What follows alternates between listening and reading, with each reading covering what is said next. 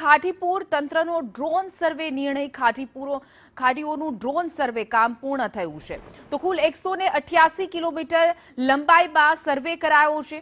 City level કમિટીની આજે મહત્વની બેઠકમાં સર્વેના ડેટાનું નિરીક્ષણ પણ કરાશે તો ડ્રોન મારફતે આખો સર્વે કરવામાં આવ્યો છે। ખાટીપુરમાં જે વિનાશ આવ્યો હતો એ બાદના આ સર્વેની કામગીરી જે છે તે પૂર્ણ કરી લેવામાં આવી છે। ખાટીપુરનો જે મામલો છે એને લઈને ડ્રોન સર્વેની કામગીરી પૂર્ણ થઈ ચૂકી છે। ત્યારબાદ સહાય પણ જાહેર કરવામાં આવે।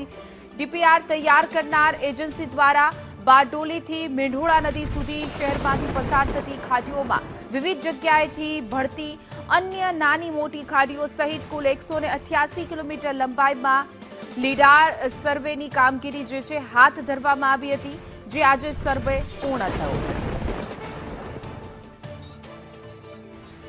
વધુ વિગતો સાથે અમારા સંવાદદાતા જયેન્દ્ર પાંડે જોડાઈ ગયા છે। જયેન્દ્ર, જોઈ શકાય કે ડ્રોનના માધ્યમથી તમામ જે સર્વે છે એ પૂર્ણ કરી લેવામાં આવ્યો છે એ પછી તંત્રની શું કામગીરી રહેશે, ક્યાં ક્યાં સુધારા કરવામાં આવી શકે છે?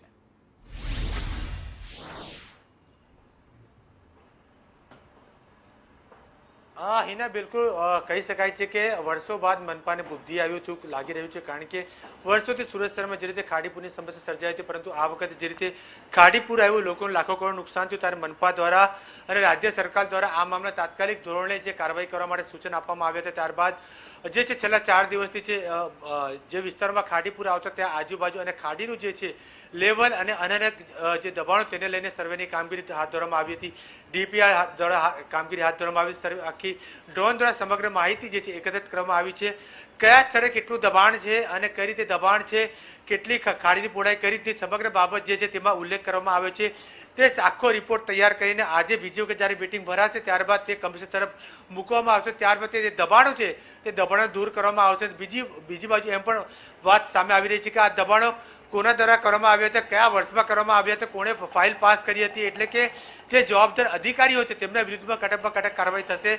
અને તે ઉપરાંત ખાડીનું પહેલા જે પહોળાઈ કેટલી હતી, આજે પહોળાઈ કેટલી છે, તેના પાછળ જવાબદાર કોણ અને ખાડીની પહેલા ઊંડાઈ કેટલી છે, તમામ બાબતોનું જે છે તેમાં નિરીક્ષણ કરવામાં આવશે। ત્યારબાદ જવાબદાર અધિકારી તે ઉપરાંત ખાડી પરનું દબાણ કઈ રીતે દૂર કરી શકાય તે માટેની કાર્યવાહી હાથ ધરવામાં તે અંગે આજરોજ ચર્ચા કરવામાં આવશે।